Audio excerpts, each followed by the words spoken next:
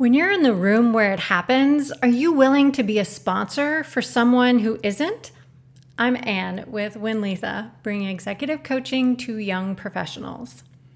I was at a large conference table with about a dozen other volunteer board members. We were there to select the winners for the annual awards. I had participated in this meeting before. It seemed pretty straightforward. The nomination process would reveal strong preferences, and the committee would forward those preferences to the board, and the board would agree. That was it. But on this cold spring evening, I learned what it meant to sponsor someone. Now, I'm a big fan of structure, and I really appreciate that the bylaws laid out a process. But there's no mathematical equation for the awards. There's some subjectivity. That's why we were having a meeting.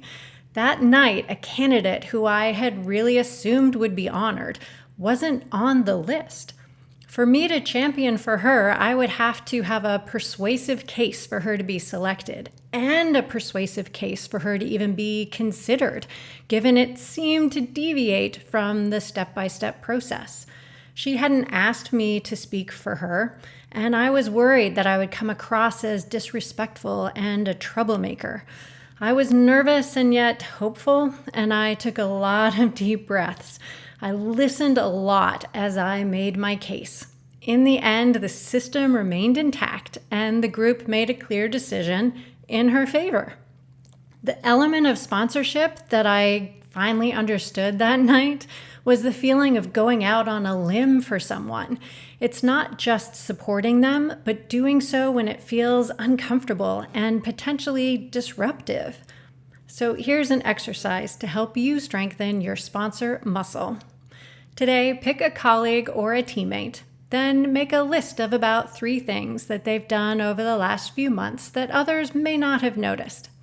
Then decide on a way to reach out to their boss or your boss. Maybe it's a phone call or an email, and then share your list. At the end of the week, notice if it was easy or hard to come up with the list and how you felt when you shared it. Click the like button to let me know that you're going to give it a try, and use the comments to share what you discover. I'll see you next week with another strength training exercise for your leadership muscles.